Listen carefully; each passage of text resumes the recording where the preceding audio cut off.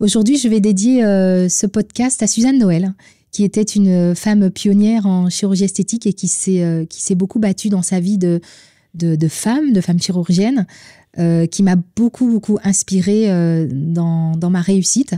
On va aussi parler de la réussite des femmes en général, des femmes qui se battent pour y arriver, et on va leur dédier ce podcast.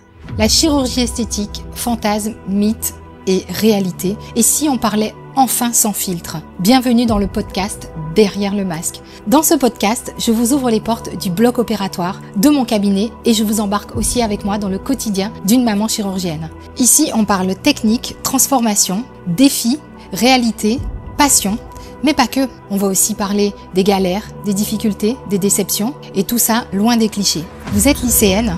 Vous êtes étudiante en médecine, vous êtes femme chirurgienne, vous êtes maman chir, vous êtes pleine d'ambition, pleine d'énergie et vous avez envie de mener tous les combats en même temps.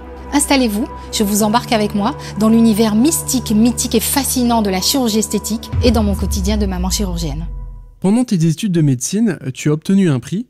Est-ce que tu peux nous en dire plus ? Oui, pendant mes études de médecine, j'ai obtenu le prix Suzanne Noël. Ok. Et qui te l'a décerné ? Le prix Suzanne Noël, il m'a été décerné à l'époque par le Soroptimiste International. Donc le Soroptimiste International, c'est une ONG féminine engagée dans la vie professionnelle et la vie sociale des femmes. En fait, c'est l'organisation féminine la plus représentée au monde. Ses membres ont une action très importante au sein de l'ONU, de l'UNESCO, de l'UNICEF. Et pourquoi on te l'a décerné à toi ? Les membres, en fait, de la Soropt ont une communauté qui travaille et qui a à cœur de soutenir les femmes et les filles. Donc, je crois qu'à l'époque, quand ils ont su que je faisais médecine, enfin, ils avaient suivi un petit peu mon parcours. Ils ont vu, je crois qu'ils ont voulu tout simplement soutenir ma réussite, m'encourager, en tout cas en tant que fille, que guadeloupéenne, puisque j'ai été récompensée par les Soroptimistes International, mais qui est basée en Outre-mer. Et je pense qu'ils ont tout simplement voulu soutenir et encourager vraiment une jeune fille guadeloupéenne, noire, qui se lançait dans la médecine, et aussi en rapport avec l'histoire de Suzanne Noël. Ok. Alors, j'imagine que ça a dû faire la fierté de tes parents. Ah oui. Voir la fierté de mes parents, voir la fierté dans leurs yeux, ça a été... À l'époque, je ne mesurais pas encore l'importance de ce prix, mais parce que moi, j'étais plus jeune. Mais mes parents, oui. Et ils étaient très fiers. Bon, faut savoir que je suis fille unique. Je crois que là, mes parents se sont dit qu'ils ont misé sur le bon cheval. Et alors, en fait, c'était qui, Suzanne Noël ? Suzanne Noël était médecin. Suzanne Noël était chirurgien. À l'époque, on ne disait pas chirurgie esthétique, mais elle a été surtout présente pendant la Première Guerre mondiale. En fait, elle officiait dans le service des gueules cassées, où elle soignait beaucoup de soldats détruits, des soldats mutilés. À l'époque, c'était un peu tabou d'être une femme médecin. Okay. Mettre ses mains dans un corps, ça voulait dire émasculer. Donc, c'était pas bien vu, en fait. Et Suzanne Noël a été une des pionnières de la chirurgie esthétique parce que en réparant, elle avait pour défi de réparer ces gueules cassées afin de leur redonner une estime d'eux-mêmes, en fait. Et pour elle, c'était le plus important, c'était de retrouver son estime. Ok, et donc Suzanne Noël, qu'est-ce qu'elle a inventé ? Suzanne Noël a inventé en chirurgie la reconstruction mammaire, le lifting cervico-facial au niveau du visage, la liposuction, les oreilles décollées. Et à la fin de sa vie, en fait, elle a mis sa vie au service des femmes, au service du droit des femmes, notamment le droit de vote, via des clubs de solidarité féminine, comme le Soroptimiste, une sorte de lobbying international qui avait à cœur l'émancipation des femmes. Et donc, pour elle, c'était très important qu'il y ait cette espèce de soutien solidaire via ces clubs. Et donc, quel a été son combat ? Alors, pour Suzanne Noël, c'était la beauté était un capital à conquérir. Pour elle, en être dépourvue, c'était faire face à un handicap social, à un mal-être psychologique. Pour elle, la chirurgie esthétique, c'était vraiment un devoir social, en fait. C'était un outil plus qu'autre chose. Typiquement, elle opérait beaucoup gratuitement. ou alors elle faisait payer selon ses moyens. Elle m'a beaucoup inspirée d'ailleurs pour maintenant encore dans ma pratique, pour pouvoir se mettre au service des gens. On fait un métier qui est certes de la chirurgie esthétique, mais pas que. Notre métier aussi, mais justement, c'est de pouvoir réparer les gens et réparer au niveau psychologique. Bien sûr, il ne faut pas forcément être beau pour y arriver ou être beau pour être bien dans sa peau, mais quand c'est important pour la personne, il faut pouvoir lui donner les moyens d'y accéder. Et son combat, c'était ça. Pour elle, la beauté n'était pas une frivolité. Et donc, en quoi elle a influencé ton parcours ? Elle a influencé mon parcours parce que j'ai toujours gardé cet esprit de femme combative, indépendante, engagée, mais toujours basée sur l'amitié. Cette espèce de solidarité entre femmes. Ça, Suzanne Noël m'a bien influencée pour ça et je le garde dans ma profession avec mes consoeurs, ou avec d'autres femmes, tout simplement, qui réussissent ou qui font des métiers qui les passionnent. Mais je l'ai aussi un petit peu dans ma pratique de tous les jours, parce qu'une bonne partie de ma patientèle est féminine. Et parfois, je peux comprendre, en fait, et je ressens cette combativité, cette envie aussi de renouer avec leur corps. C'est une motivation qui est extrême chez les femmes. Et pour ça, elle m'a beaucoup influencée. C'est vraiment cet esprit de solidarité basé sur l'amitié. Moi, je suis très proche de mes patientes. Pour celles qui me connaissent, je suis loin de l'image du médecin, du docteur, patient. Enfin, et on a une espèce de relation presque amicale avec chaque patiente, mais à différents niveaux. Et pour ça, elle m'a beaucoup inspirée. Ok. Et aujourd'hui, est-ce qu'elle est présente dans ta philosophie ? Elle est très présente parce qu'elle a instauré le mouvement de la mondialisation et de la sororité. Moi, je suis intrinsèquement sensible à la sororité. Pour moi, c'est indispensable, pas seulement quand on est une femme médecin ou une femme chirurgien, c'est indispensable aussi dans nos sociétés, quel que soit le métier qu'on fait. Quand on est une femme, on a une sorte de rôle à jouer envers nos sœurs, envers nos mères, nos grands-mères, envers nos petites sœurs, nos filles. Cet esprit de sororité est très important pour moi. Est-ce que tu milites pour ça ? Je ne dirais pas que je milite pour ça, mais j'ai vraiment ça prend beaucoup d'importance pour moi de faire valoir la réussite d'une femme. Je défendrai toujours une femme qui se bat pour réussir. Ça ne veut pas dire que celles qui ne se battent pas pour réussir n'ont pas de mérite. Moi, en ce qui me concerne, en tout cas, c'est mon histoire. Au vu de ce que j'ai vécu, au vu de ce que j'ai œuvré pour pouvoir y arriver, j'apporterai toujours mon soutien à ces femmes qui se battent dans nos sociétés où on est dans des métiers d'hommes. La chirurgie est un métier d'homme, mais pas que. Il y a d'autres métiers où les femmes ont du mal à avoir leur place. Mais je ne vais pas militer, mais je vais toujours encourager, en tout cas, une femme qui a l'ambition et qui a l'envie de réussir. Je ne suis pas en train de dire que pour être heureux, il faut réussir. Parce que je sais qu'il y a eu des débats là-dessus. Mais simplement, il y a des femmes qui, pour elles, c'est capital et c'est important. Mmh. Et elles sont freinées dans leurs ambitions. Et pour moi, c'est important de les soutenir. Ok. Et justement, je voudrais revenir sur cet aspect que certains disent que dire que l'on réussit, c'est prétentieux. Ah oui, ça c'est un débat. C'est compliqué aujourd'hui de parler de la réussite. Est-ce que c'est compliqué de parler de la réussite quand on est une femme ? Ça passe de suite pour de la prétention. Je vais faire référence à un post sur les réseaux sociaux que j'ai posté il n'y a pas très longtemps, qui était complètement anodin pour le coup, où je faisais une boutade en fait, c'était une trend, comme on dit. En réalité, je rendais un peu hommage à une consoeur chirurgienne qui avait eu cette anecdote et qui en avait un peu souffert. Et comme il y avait une trend qui existait, en réalité, j'ai fait cette trend là-dessus. Et j'ai eu des réactions un peu intéressantes, on va dire, qui m'ont inspirée aussi dans les commentaires et pour la suite. Étonnamment, et pas tellement étonnamment, c'était que des réactions de femmes. J'ai été, on va dire, malmenée et titillée, mais surtout par des femmes. Okay. Et c'est assez intéressant et assez intriguant de voir que en fait, c'est des femmes qui me critiquaient. Bon, pourquoi pas, sur les réseaux sociaux, c'est le jeu.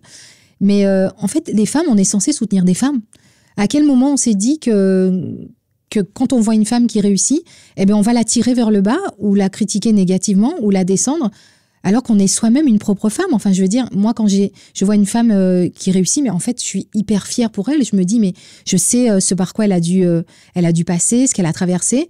Mais tant mieux, en fait. Je me dis, encore une femme qui est arrivée. Alors, sans vouloir tomber dans le féminisme à outrance, c'est pas du tout le sujet. Mais moi, je suis toujours fière de voir une femme qui réussit. Je suis toujours fière de voir mes patientes qui y arrivent. Alors, je leur donne un petit coup de pouce. J'interviens dans leur vie à un moment. Mais les réseaux sociaux, c'est plus facile parce qu'il y a cet anonymat. On se cache derrière son téléphone. On se cache derrière un pseudo. On voit bien que ce sont des commentaires féminins parce que les filles, on a des façons de parler. Mais s'en est suivi un débat sur mais qu'est-ce qu'elle croit, c'est pas parce qu'on a qu'on est un homme qui réussit, puisque le débat était là-dessus, que du coup ça veut dire que... Mais en fait, ça ne veut juste rien dire du tout. Non seulement je soutenais une consoeur, c'est important de soutenir les consoeurs, qui plus est, c'est hyper important d'être fier de soi-même, en fait. Comme je disais tout à l'heure, notre objectif dans la vie, c'est pas forcément de réussir, et ça, quel que soit le métier. Il y en a qui vont se satisfaire d'un équilibre qui est autre. Mais simplement, quand on réussit, je trouve et qu'on avait envie de réussir, ça vaut la peine de pointer le doigt dessus et de dire, eh ben, écoute, bravo, je suis fière de toi. Et ce que tu as réussi à faire, eh ben, c'était par tes propres efforts. Donc, je trouve que c'était important quand même de faire un petit point là-dessus parce que oui, encore aujourd'hui, en 2025, on manque de sororité quand même. Et c'est dommage. C'est dommage parce que moi, j'ai fait ce post un peu en respect à nos mères, à nos grands-mères qui se sont battues pour faire valoir la place des femmes. Je fais référence au soutien de nos sœurs, de nos filles, puisqu'on aura des filles qui vont aussi faire des métiers difficiles, pas forcément des métiers d'hommes, mais des métiers difficiles. En fait, c'était un post d'encouragement, tout simplement. J'ai aussi fait un post sur l'équilibre, qui a aussi été très critiqué, mais finalement, les critiques, ça nous fait grandir et c'est intéressant de voir un peu comment les gens réagissent aujourd'hui, en 2025. J'ai parlé de l'équilibre en tant que maman, puisque j'ai déjà discuté de ça en tant que maman chirurgien. Je parlais évidemment pas de la maman chirurgien. On parle de maman chirurgien, mais on peut parler de maman chef d'entreprise, une maman qui travaille. En fait, toutes les mamans qui travaillent. J'ai abordé à ce poste-là l'aspect du salariat. J'ai expliqué que moi, je partais le matin, enfin que je commençais mes consultations plus tard, pour pouvoir emmener mes enfants à l'école. J'ai à cœur de venir chercher mes enfants à 16h30 pour être une maman comme les autres. En fait, je voulais pas dire une maman chirurgien, je voulais dire une maman chirurgien. Alors oui, en quelque sorte une maman chirurgien, parce que nous, les chirurgiennes, on oublie d'être maman. Pas toutes, mais on est tellement passionnés et embarqués dans notre vie professionnelle qui nous passionne. Il n'y a pas beaucoup de chirurgiens qui ne sont pas passionnés par leur métier. On peut faire d'autres métiers à responsabilité, mais on n'est pas passionné. La chirurgie, en général, d'ailleurs, pour arriver à tenir le coup, il faut être passionné et ça aide. Les mamans chirurgiens, on est tellement passionnés qu'on est passionné. On est content d'être au bloc opératoire, mais on est aussi content d'être à la sortie de l'école, on est content d'être à la crèche, on est content d'être sur les gradins, à voir nos enfants faire des matchs de foot, mais on est aussi super content d'être en consulte. Et finalement, parfois, on s'oublie. On fait des gros sacrifices, mais ce sont des sacrifices choisis. Ce sont des sacrifices assumés. Moi, j'aime aller chercher ma fille à la danse, mais j'aime aussi terminer à 19h au bloc opératoire. Il n'est pas là le débat. Et ce que je voulais dire aussi, c'est qu'il n'était pas question de faire puisque j'ai eu des remarques, oui, mais les salariés n'ont pas assez de chance et ce n'est pas la peine de faire un post pour dire j'ai la prétention de dire que je vais chercher ma fille à 16h30 et on ne peut pas tous commencer à 9h30. Mais j'en conviens et je suis tout à fait d'accord avec ça. C'est simplement que les mamans chirurgiens, et je connais bien ce milieu-là, on oublie d'aller chercher nos enfants parce que toujours encore un patient en plus et puis on programme, on a envie d'opérer. Mais non, peut-être qu'il faut lever un petit peu le pied et opérer un petit peu moins et aller chercher nos enfants qui ont 4, 5, 6 ans. Je parle bien sûr pas des internes qui n'ont pas le choix, mais parce que ce temps, il file, il passe. Et c'était un peu pour rappeler aux mamans chirurgiens d'enfants en bas âge, n'oubliez pas quand même d'accorder du temps à nos jeunes enfants. Et l'autre chose, c'était pas un débat salariés libéraux ou patrons, mais jamais je me permettrais de lancer ce débat. J'ai moi-même 5 salariés, ce sont des super nanas, c'est toutes des femmes, Mais moi, j'aménage leur temps de travail pour que justement, j'ai mon infirmière qui ne travaille pas le mercredi parce qu'elle veut être avec ses enfants, elle veut avoir des temps de libre pour pouvoir aller au foot et pour pouvoir participer. On aménage leur temps de travail. J'ai une de mes secrétaires qui va emmener sa fille à la danse, qui fait de la danse à haut niveau. Bien sûr qu'on aménage leur temps de travail. Mais ce que je veux dire, c'est que bien sûr que la salariée ne pourra pas emmener son enfant à l'école le matin, mais il faut savoir que nous, les patrons, si on peut dire, ou les mamans, ou les femmes qui travaillent beaucoup, c'est au prix de sacrifices.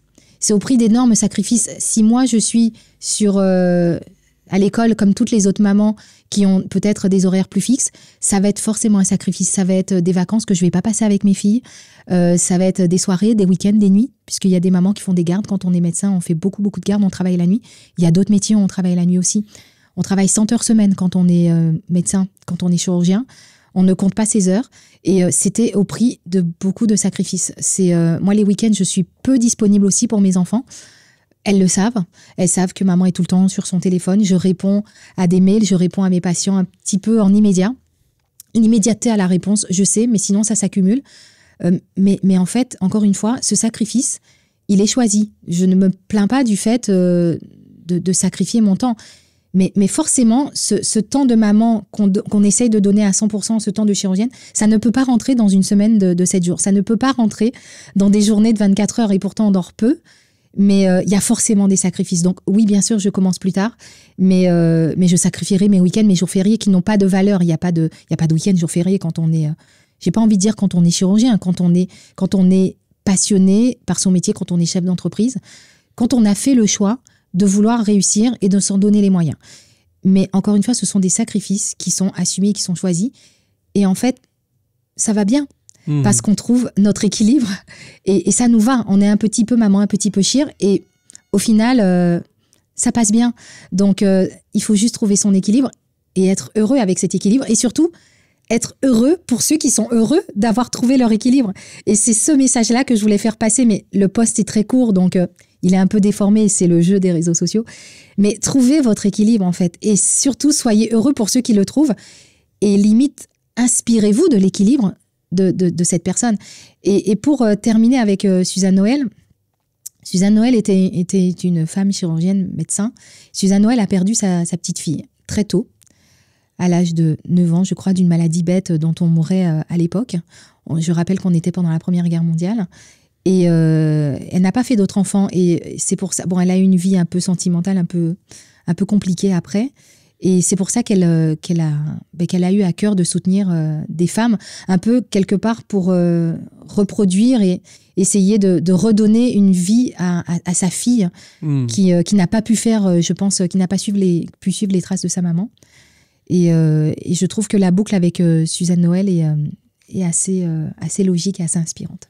Dernière question pour clôturer, comment tu vois l'avenir ? Alors oui, l'avenir, je vois un avenir toujours, je vais toujours essayer d'être une maman très présente avec mes filles, parce que j'ai 3 filles. Je n'envisage pas de moins travailler. J'envisage juste, pas de moins dormir non plus, mais de trouver cet équilibre qui me permettra de toujours être disponible et heureuse partout où je suis. Être heureuse au bloc, être heureuse avec mes filles, avec mes enfants, avec mon mari aussi. Le pauvre, on parle pas souvent de lui, il faudrait faire un podcast sur lui. Mais j'ai un mari qui est médecin aussi et qui est très, très occupé, mais qui fait aussi partie, je fais une parenthèse sur lui, mais de mon équilibre et de ma réussite finalement, parce que c'est vraiment mon pilier. Il est un petit peu dans l'ombre et ça lui va, il est très content d'être dans l'ombre, mais il contribue à ma réussite. C'est vrai que j'en ai pas parlé, mais bon, c'est un peu intime. Mais j'envisage, Suzanne Noël a beaucoup voyagé. Et j'aimerais bien continuer à faire de la formation. Moi, je suis très sensible à la formation, le fait de transmettre quelque chose, d'apprendre aux jeunes médecins, aux jeunes chirurgiens, de leur transmettre tout ce que j'ai pu apprendre et ce qu'on a pu m'apprendre aussi. J'aimerais faire de la formation à l'étranger, opérer à l'étranger. Ça, c'est un truc qui est un petit peu plus compliqué en pratique parce que j'opère déjà beaucoup ici. Mais c'est quelque chose que j'aimerais bien faire dans les prochaines années et avoir une belle autonomie, continuer à avoir toujours mon équipe autour de moi, agrandir mon équipe, cette équipe de femmes, de filles. Alors, ça ne veut pas dire qu'on n'aura pas une équipe masculine, mais continuer à toujours transmettre cet esprit, cette philosophie et la transmettre à notre façon. Chaque fille dans mon équipe a un peu la même philosophie, la même façon de penser et j'espère pouvoir arriver un jour à garder cette authenticité, cette honnêteté et oui, cette sincérité dans ma profession. Merci d'avoir écouté ce nouvel épisode du podcast Derrière le masque. Si l'épisode vous a plu, abonnez-vous pour ne rien manquer et partagez-le à celles et ceux qui pourraient être inspirés. Si vous avez envie de prolonger la discussion, retrouvez-moi sur les réseaux sociaux, sur Facebook et sur Instagram, Dr Marival. Pour les avis médicaux, c'est via la préconsultation en ligne www.maconsultationesthétique.com, MCE. Je vous mets le lien en description. Un immense merci à ma partenaire de toujours, Uniskin Biarritz, et à très vite pour une nouvelle plongée au cœur de la chirurgie esthétique.